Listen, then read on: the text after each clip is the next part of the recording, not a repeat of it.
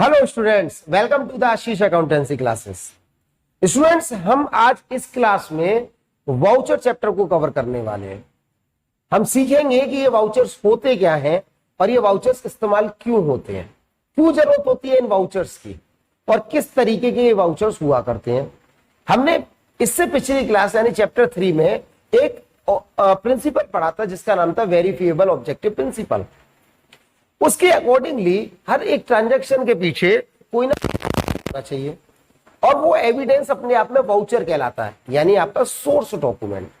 तो ये वाउचर होते क्या है, जैसे एक एग्जांपल ले लेते हैं कि हमने कोई भी सामान परचेस किया। अब वो परचेस किस आधार पे करेंगे, एक बिल के बेसिस पे, यानी जब हम चीज को परचेस करके लाएंगे तो वो आपके हाथ में परचेस बिल देगा। तो वो परचेस बिल आपके एविडेंस के रूप में काम आएगा। तो ये आप किसी को भी अगर वो ट्रांजैक्शन दिखाना चाहते हो तो आप बिल दिखा सकते हो कि सर मेरे पास बिल है, इस बिल के बेसिस पे मैंने ये चीज खरीदी थी। और हर ट्रांजैक्शन का एविडेंस यानी वाउचर मतलब सोर्स डॉक्यूमेंट होना बहुत जरूरी है। यही चीज वेरिफिएबल ऑब्जेक्टिव प्रिंसिपल में कही गई है। तो आइए शुरू करते हैं। वाउचर क्या होते हैं, वाउचर को क्या हम कह सकते हैं और वाउचर कितने तरीके के हुआ करते हैं या फिर सोर्स डॉक्यूमेंट्स कितने तरीके के हुआ करते हैं। तो शुरू करते हैं अपनी क्लास। सबसे पहले टॉपिक सोर्स डॉक्यूमेंट्स है। तो सोर्स डॉक्यूमेंट्स की थ्योरी आपकी स्क्रीन पे है, लिखा है सोर्स डॉक्यूमेंट्स।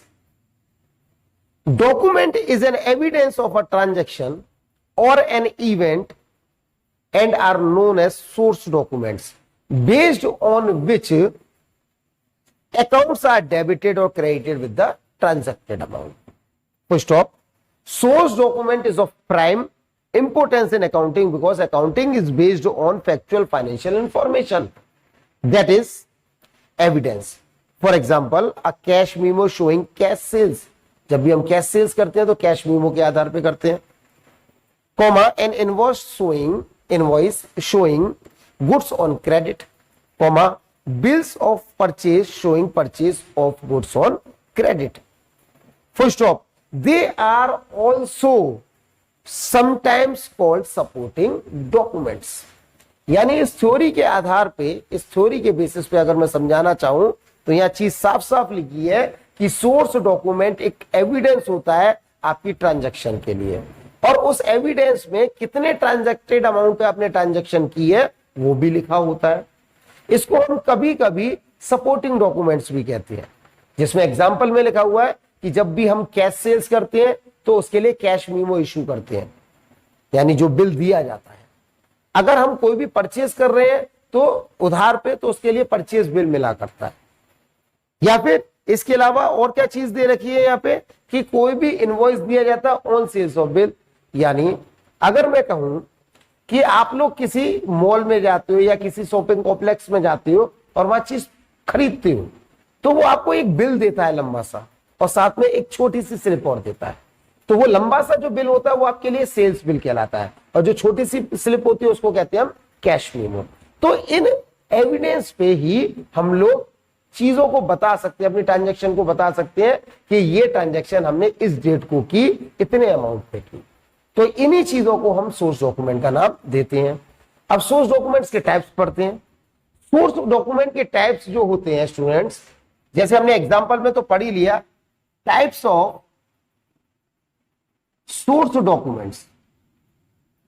इन सोर्स डॉक्यूमेंट्स की हम एक एक करके इस क्लास में बात करेंगे। तो वो सोर्स डॉक्यूमेंट्स कौन से होते हैं? नंबर 1 सबसे पहला होता है कैश मीमो। क्या होता है ये हम बात करेंगे। कैश मीमो के बाद में नंबर 2 होता है इनवॉइस। इनवॉइस कहूंगा या फिर कहूंगा और बिल भी बोल सकता हूं। नंबर 3 होती है रिसीप्ट। क्या होती है बात करेंगे हम। नंबर 4 रिसीप्ट के बाद नंबर 4 आते हैं आपके एक और होते हैं पे इन स्लिप। पे इन स्लिप ये क्या होता है इसकी भी बात करेंगे। नंबर 5 होता है चेक्स। चेक भी एक तरीके का आपका सोर्स डॉक्यूमेंट होता है, कितना अमाउंट आपने ट्रांसफर किया या किसी को पे किया या रिसीव किया। 6 होता है डेबिट नोट एंड 7th होता है आपका क्रेडिट नोट। तो एक एक करके इन सोर्स डॉक्यूमेंट्स की हम बात करते हैं कि ये क्या होता है और क्यों दिए जाते हैं और कैसे ये हमारे सोर्स डॉक्यूमेंट्स कहलाते हैं। तो आइए सबसे पहले बात करते हैं हम कैश मीमो की। कैश मीमो की थ्योरी आपकी स्क्रीन पर है, देखिएगा। Cash memo is prepared by the seller when goods are sold against cash. जब भी कोई भी सेलर गुड्स कैश में बेचता है तो आपको एक कैश मीमो देता है। जैसे अभी अभी मैंने आपको बताया कि आप शॉपिंग कॉम्प्लेक्स या किसी मॉल में जाते हो तो वहां पे आपको बिल के साथ साथ एक कैश मीमो भी मिलता है। कैश मीमो जहां पे पैसा लिखा होता है, आपने जितना पेमेंट किया होता है। Full stop. It has details of goods sold, comma quantity, comma rate of each item and the amount received besides the date of transactions and other terms and conditions if any। यानी इसमें यह चीज कह रहा है कि जब भी आप कोई भी चीज कैश में परचेज करने जाते हैं तो सामने वाला जो दुकानदार हुआ करता है वो आपको क्या देता है, एक बिल देता है और साथ में कैश मीमो देता है। और उस कैश मीमो में सब कुछ लिखा होता है कि कितने की गुड्स है, कितने गुड्स है, किस रेट पे दिए जा रहे हैं, टोटल अमाउंट वगैरह, डेट वगैरह, सब कुछ गिवन वहां पे होता है। तो ऐसे एविडेंस को हम कैश मीमो को नाम देते हैं। केवल कब, जब सेलर आपको गुड्स कैश में बेच रहा हो तो वो कैश मीमो। तो एक बार इसकी फोटो और देख लीजिए, एक पिक्चर देखिए, इस तरीके कैश मीमो होता है। तो देख पा रहे होंगे आप कैश मीमो किस तरीके का है। इस कैश मीमो में सबसे पहले दुकानदार का नाम होता है जिससे आपने चीजें खरीदी हैं। उसके बाद लेफ्ट साइड में क्वांटिटी दे रखी है, फिर डिस्क्रिप्शन दे रखा है, रेट दे रखे हैं और टोटल अमाउंट दे रखा है। तो इस तरीके का कैश मीमो आपको पकड़ाया जाता है सेलर द्वारा। तो स्टूडेंट्स ये था कैश मीमो जिसकी मैंने पिक्चर आपको भी दिखाई। अब हम सेकंड की बात करते हैं। सेकंड पॉइंट है इनवॉइस और बिल। सर ये इनवॉइस और बिल क्या है, पढ़ लेते हैं इनवॉइस और बिल के बारे में। लिखा हुआ है इनवॉइस और bill is prepared by the seller when goods are sold on credit. यानी जब आप कैश में परचेज कर रहे थे तब कैश मीमो मिल रहा था, और जब आप गुड्स उधार में परचेज करते हैं यानी सेलर आपको उधार में गुड्स बेचता है तो आपके हाथ में एक इनवॉइस या बिल देता है। इनवॉइस मतलब सेल्स बिल को ही कहते हैं। Full stop. It has detail of the party to whom goods are sold. उसमें लिखा होता है कि किस इंसान को गुड्स बेचे जा रहे हैं, and the total sale amount, तो कितने अमाउंट पे बेचे जा रहे हैं वो भी लिखा होता है। Full stop. अब इस बिल की 3 कॉपी बनती है। The original copy of the sales invoice is send to the purchaser, यानी एक सेल की कॉपी हमें दे दिया करता है, and the duplicate is retained as an evidence of the sales for recording in the books of account for future reference. और दूसरी copy जो डुप्लीकेट होती है वो अपने पास रख लेता है फॉर फ्यूचर रेफरेंस। सिंपल सी चीज है, इसमें कुछ खास समझने की चीज नहीं है। जैसे आपने कैश मीमो समझा, यहाँ पे सेल्स बिल आपको मिल जाता है। उस सेल्स बिल पे कहीं ना कहीं आपका नाम लिखा होता है, आपकी डिटेल्स लिखी होती है और सारी चीज जो आपने खरीदी है वो भी लिखा होता है। तो सर ये सेल्स बिल होता है, तो जरा इसकी भी पिक्चर देख लेते हैं। आपकी स्क्रीन पे पिक्चर दे रखी है, ऊपर लिखा हुआ टैक्स इनवॉइस, मतलब सेल्स इनवॉइस की बात हो रही है। नाम लिखा है कंपनी का, किस कंपनी द्वारा आपको सेल्स बिल इशू हो रहा है। फिर लेफ्ट साइड में क्वांटिटी, पर्टिकुलर्स में सारा का सारा जो चीज आप खरीद रहे हो उसका रेट, और लास्ट में जाके उसका अमाउंट। इस तरीके से, और ऊपर सबसे पहले आइडियल कस्टमर यानी आपका नाम भी लिखा होता है, किस नाम से आपका बिल इशू हुआ है। तो ये था स्टूडेंट सेल्स बिल। जब आप सामान उधार पे खरीदते हो तो इस तरीके का बिल आपको इशू किया जाता है, जिसकी 2 कॉपी बनती है। एक तो आपको दी जाती है ओरिजिनल, और डुप्लीकेट अपने पास रख ली जाती है for their accounting purpose for future references. आइए अब हम तीसरे चीज की बात करते हैं जिसको कहते हैं हम रिसिप्ट। सर ये रिसिप्ट क्या है? रिसिप्ट समझिएगा आपकी स्क्रीन पे। व्हेन कैश और cheque is received from a customer, यानी या तो हमें कैश दे रहा हो कस्टमर हमें, या फिर चेक दे रहा हो सकता है। जब हम सामान बेचते हैं तो सामने वाला कस्टमर आपको कैश में भी पेमेंट कर सकता है, आइदर चेक में भी कर सकता है। Comma a receipt for the amount received is issued, तो जब वो देता है तो हम उसके लिए रिसिप्ट, एक स्लिप काट के दे देते हैं कि आपकी तरफ से इतना अमाउंट हमें मिल चुका है। First of the receipt is prepared in duplicate, ये रिसिप्ट भी डुप्लीकेट यानी दो रिसिप्ट बनाई जाती है। The original copy is given to the party, यानी जिसने पैसा दिया है उसको दे दी जाती है और अपने पास एक रख ली जाती है डुप्लीकेट फॉर फ्यूचर रेफरेंसेस या अकाउंटिंग में रिकॉर्ड करने के लिए। First of it is details of date, amount, name of the party and the nature of the payment. और उस स्लिप में सब कुछ लिखा होता है रिसिप्ट में कि क्या कितनी डेट को कितना अमाउंट उसने मुझे पे करके गया है। चलिए इसकी भी पिक्चर देख लेते हैं, जरा पिक्चर आपकी स्क्रीन पे। ऊपर लिखा हुआ मॉडर्न इलेक्ट्रॉनिक सप्लायर्स लिमिटेड, नीचे उसका एड्रेस लिखा हुआ है, स्लिप नंबर लिखा हुआ है लेफ्ट साइड में और राइट साइड में डेट, और वहां एक स्टेटमेंट लिखा है रिसीव्ड विद थैंक्स फ्रॉम, किससे लिया है उस कस्टमर का नाम, ऑफ रुपीज कितने लिए, चेक लिए या कैश द्वारा लिए वो भी लिखा जाएगा, और चेक है तो किस बैंक का है और किस डेट का है। तो इस तरीके से यहाँ पे सारी चीज गिवन होती है और ये रिसिप्ट इशू की जाती है by the seller to the purchaser, यानी जो कस्टमर होता है और जो पेमेंट आपको बाय कैश या चेक दे रहा होता है। तो स्टूडेंट्स ये था आपका रिसिप्ट, जो आपको रिसिप्ट कब मिलती है, जब आप कैश पे करते हो किसी सेलर को या चेक इशू करते हो। क्लियर है? तो हमने कितनी चीज पढ़ ली, पहली पढ़ी क्या, कैश मेमो, दूसरा पढ़ा इनवॉइस और बिल, और तीसरी रिसिप्ट। अब आते हैं फोर्थ पॉइंट जिसको बोलते हैं हम पे इन स्लिप। ये पे इन स्लिप क्या होता है, इसकी थ्योरी पढ़ाने से पहले मैं आप थोड़ी सी जानकारी दे देता हूं आपको। आप में से कुछ लोग, कुछ बच्चे बैंक गए होंगे, बैंक में कभी पैसा पे करने का मौका मिला होगा, नहीं मिला तो आप एक बार करने की कोशिश जरूर करना। आप अपने घर पे कहना पापा से या दादाजी से, दादाजी इस बार या पापा इस बार मैं पैसे पे करके आऊंगा। तो जब आप पैसे पे करने जाओगे तो वहां एक पे इन स्लिप मिलेगी। पे इन स्लिप मतलब पेमेंट स्लिप। जब आप पैसा डिपॉजिट करते हो तो उसको डिपॉजिट स्लिप यानी पे इन स्लिप कहते हैं। तो वो स्लिप आपको बैंक द्वारा, जिस बैंक में आप पैसा जमा करने जा रहे हो वहां से मिलती है, और उसमें सारी डिटेल्स आपको भरनी पड़ती है कि कितना अमाउंट है, अमाउंट में कितने नोट कितने किए हैं, कितने के कौन से कितने किए हैं, वो सब भरना पड़ता है। उसके दो पार्ट होते हैं, एक तो लंबी स्लिप होती है, एक छोटी स्लिप उसमें अटैच होती है। तो जहां आप पैसा डिपॉजिट करते हो तो वो डिपॉजिट जो भी आपसे पैसा लेता है, आप डिपॉजिटर कहलाते हो, वो सामने वाला जो पैसा लेता है वो आपको छोटी वाली स्लिप फाड़ के दे देता है स्टैंप लगा के, और बड़ी स्लिप अपने पास रख लेता है। ये कैसी स्लिप होती है, पहले इसकी पिक्चर देख लेते हैं आपकी स्क्रीन पे। आपके सामने एक्सिस बैंक लिमिटेड की एक स्लिप बता दे रखी है, जहां पे लेफ्ट साइड पे आपकी छोटी सी स्लिप है और राइट साइड पे एक लंबी सी स्लिप है। यहाँ पे अकाउंट नंबर पूछ रहा है आपसे, उसके बाद कितना अमाउंट वर्ड्स में भी पूछ रहा है, फिगर्स में भी, और नीचे डिटेल भी लिखनी पड़ रही है कितना कौन सा नोट है। यानी अगर आपने 10,000 डिपॉजिट करना है और 500 की सारी नोट्स है तो 500 मल्टीप्लाइड में क्या कर दोगे आप, 20 कर दोगे।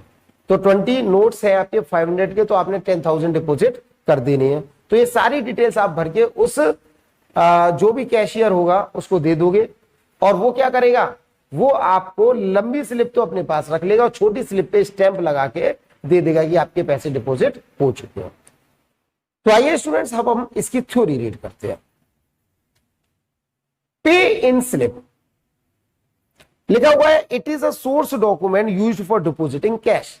कैश डिपॉजिट करने के काम आता है, या फिर चेक इनटू बैंक, चेक भी डिपॉजिट करने के काम यही स्लिप आती है। Full stop. Pay in slip is a form available from a bank, और ये हमेशा बैंक द्वारा ही मिला जाता है। Full stop. It has a counterfoil, जो छोटी सी स्लिप है उसको काउंटरफॉल कहा करते हैं, which is retained by the depositor. Full stop. Nowadays, banks place a box in which checks along with the filled pay-in slip can be dropped. So in such case, counterfoils are not signed. यानी इसका कहने का मतलब ये है कि आज के दौर में जब हम चेक डिपॉजिट करने जाते हैं तो वहां पे बॉक्स फैसिलिटी है, तो वहां बॉक्स में हम उस चेक को डाल देते हैं। अब ये बात है, जब चेक डालेंगे तो स्लिप के साथ डाल देंगे। अब वो छोटी सी स्लिप आपको नहीं मिल सकती उस केस में, केवल जब आप बॉक्स में चेक डालेंगे वहां पे स्लिप आपको नहीं मिलेगी। आपकी वो पूरी की पूरी स्लिप, चाहे बड़ी स्लिप हो चाहे छोटी, वो दोनों ही चेक के साथ चली जाती है। और ये चीज सारी की सारी ऑथेंटिक होती है, उसमें आपको टेंशन लेने की जरूरत नहीं है, सर हमें तो कुछ मिला नहीं। आप ये बताओ, आप भी तो चेक इश्यू करके आए हो, आपके पास से भी तो अभी कैश गया नहीं। जब तक वो बैंक के थ्रू नहीं जाएगा तब तक कैसे कंफर्मेशन मिलेगी? तो वो कंफर्मेशन आपसे ही लेते हैं कि ये चेक आप ही ने डाला है, तो इसलिए वहां काउंटर फॉल की जरूरत नहीं पड़ती। जब हम कैश डिपॉजिट करते हैं वहां काउंटर फॉल लेके आते हैं ताकि ये सबूत रहे कि हमने उसके हाथ में इतना कैश दे दिया। तो ये था स्टूडेंट्स आपका पे इन स्लिप। ये जरूर ट्राई करना अपने घर में, यानी किसी भी एक दिन बैंक में जाना और कुछ पैसा डिपॉजिट करके आना ताकि आपको पे इन स्लिप के बारे में पता चल सके। तो आइए अब आगे बढ़ते हैं। नेक्स्ट पॉइंट है आपका चेक्स। तो स्टूडेंट्स चेक्स के बारे में सभी आप जानते होंगे। चेक के बारे में सबने सुन रखा होगा कि बैंक द्वारा एक चेकबुक इशू की जाती है और जब भी हमें पेमेंट करना होता है उस चेक के थ्रू उसको भर के हम पेमेंट कर सकते हैं। सबसे पहले हम चेक की थ्योरी पढ़ेंगे, उसके बाद देखेंगे चेक दिखता कैसा है।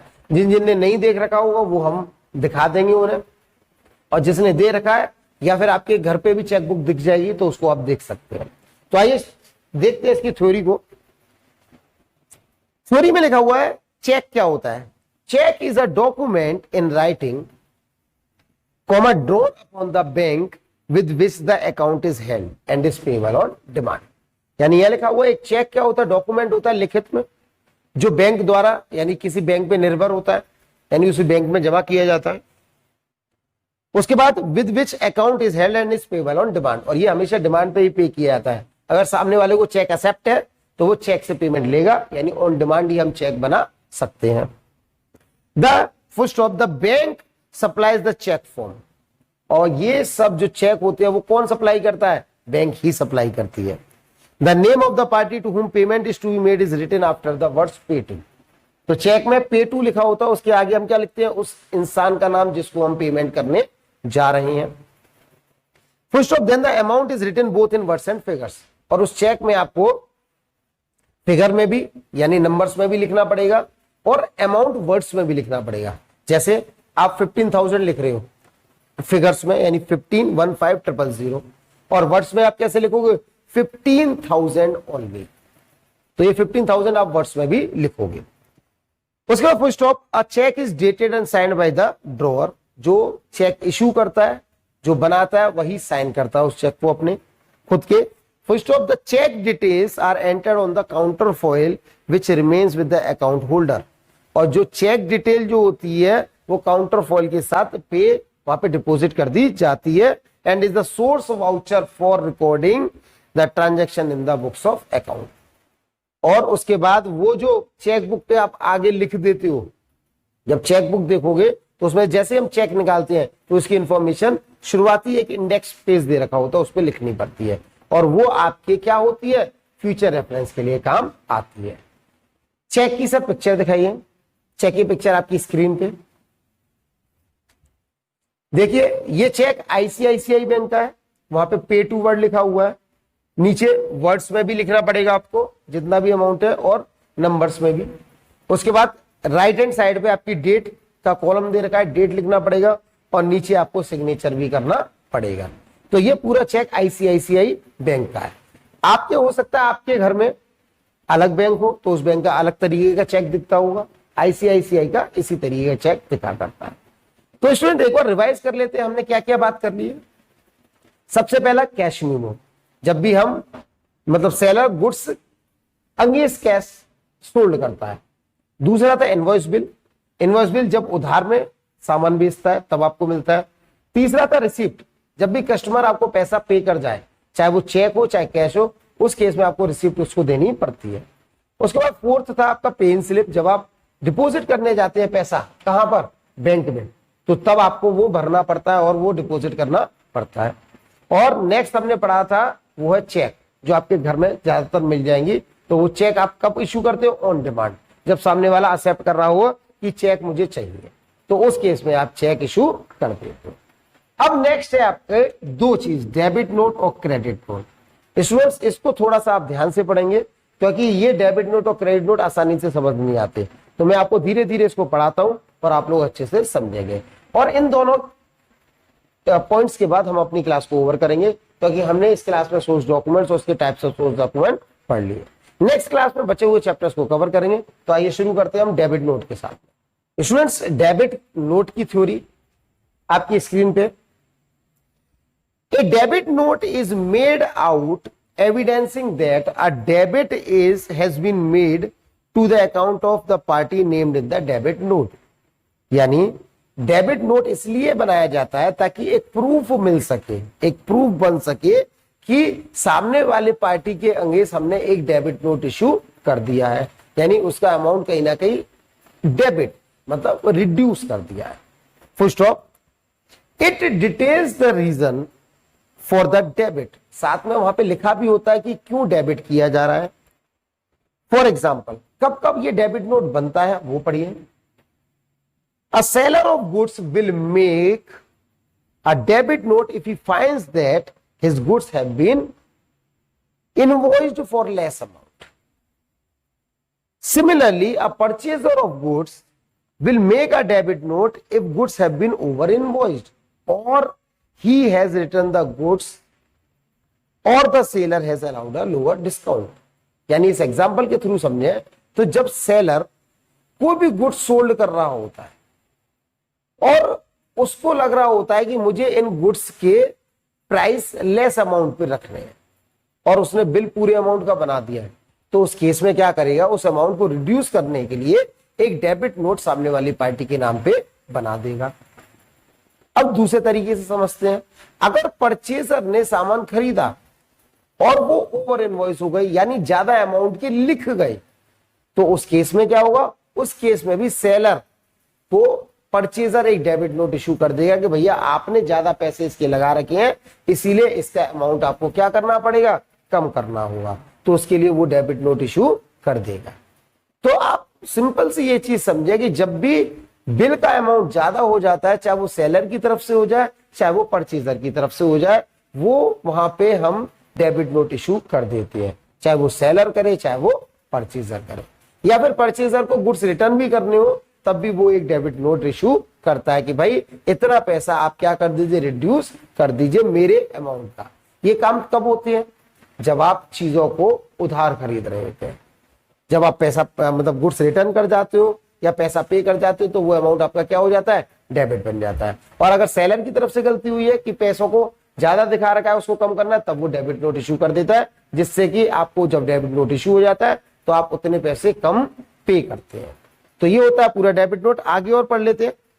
The effect of debit note is that amount due to the supplier is reduce और if the amount is already settled goods can be purchase further without payment. और अगर लग रहा है ये कि ठीक है गुड्स कैन बी मतलब अगर अकाउंट सेटल हो चुके हैं तो आप क्या कर सकते हो, उस डेबिट नोट के आधार पे फर्दर कभी भविष्य में उस अमाउंट से आप और गुड्स परचेज कर सकते हो। तो इसका मतलब यह है कि जब सेलर का बिल बन चुका है और परचेजर कह रहा है कि इसका अमाउंट कम कर दीजिए, तो वो क्या करता है, बिल में तो पूरा पैसा लिख देता है बट एक डेबिट नोट इशू कर देता है कि भैया ठीक है इतना अमाउंट आप मुझे कम दे देना। या फिर परचेजर को लगता है कि ये बिल ज्यादा का बना दिया सेलर ने गलती से, तो उतने से पैसा कम होना चाहिए, तब भी एक डेबिट नोट परचेजर एक सेलर को दे देता है, बोले ये लीजिए कि आपने इतना पैसा ज्यादा लगा रखा है तो ये डेबिट नोट है तो इतने से कम मैं आपको पैसा पे करूंगा। या फिर इनकेस अकाउंट सेटल हो चुके हैं फिर भी क्या चीज है, ओवर इनवॉइस है चीज है, तो भी परचेजर क्या कर सकता है, भविष्य में कभी भी विदाउट पेमेंट सामान उसकी दुकान से खरीद सकता है। तो ये था डेबिट नोट। आइए इसकी पिक्चर देखते हैं। पिक्चर आपके सामने, कंपनी का नाम लिखा हुआ है ऊपर, नंबर लेफ्ट साइड में, डेट दे रखी है और अंगेंस्ट किसके वो भी लिखा हुआ है, यानी किस कस्टमर, परचेजर सेलर के अंगेंस्ट बना रहा है या सेलर परचेजर के अंगेंस्ट। तो उस तरीके से हम बना देते हैं, वहां पे जीएसटी वगैरह जो होती है वो भी लगा रहे हैं। तो इस तरीके से हम स्टूडेंट्स डेबिट नोट बनाते हैं, चाहे सेलर बनाए चाहे परचेजर। सेलर कब बनाता है, जब उसकी लेस अमाउंट पे इनवॉइस किया जाए।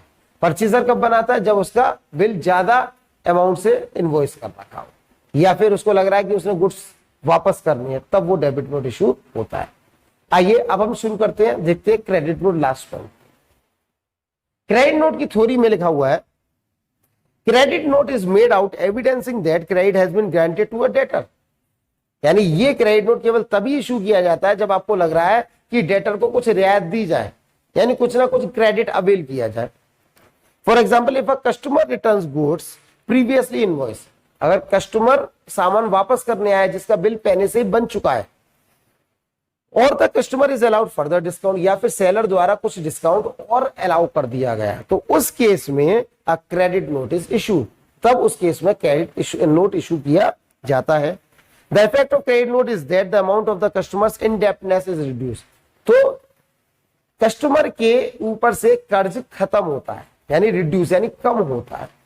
कब? जब क्रेडिट नोट इशू होता है। क्रेडिट नोट इशू कब होगा? जब लग रहा होगा कि डेटर को क्रेडिट ग्रांट करना चाहिए। इट मींस अगर कोई भी गुड्स उसको वापस करनी है तो उसको एक क्रेडिट नोट इशू कर दे कि आप कभी भी वैसे हमसे सामान खरीद के ले जाना, या फिर कस्टमर को सेलर डिस्काउंट अलाउ कर रहा है तो उस डिस्काउंट को अलाउ ना करके एक क्रेडिट नोट इशू कर देता है कि भैया आप आना, भविष्य में सामान लेके चले जाना या इतना पैसा कम पे कर देना, तो इसको कहते हैं क्रेडिट नोट। आगे बढ़ते हैं। The effect of credit note is settled, the amount of the customer indebtedness is reduce और if already settled to enable the customer to purchase goods to the value of credit without further payment, यानी बिना payment के आप भविष्य में सामान खरीद लीजिए।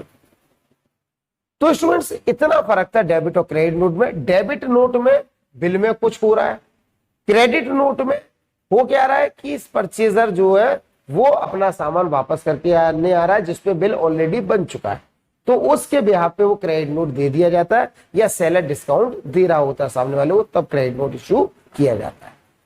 तो डेबिट नोट और क्रेडिट नोट दोनों चीज अलग है। डेबिट नोट केवल अमाउंट को रिड्यूस करने के लिए होता है, जबकि क्रेडिट नोट कस्टमर की इंडेप्टनेस यानी कर्जदारी को कम करने के लिए हुआ करता है।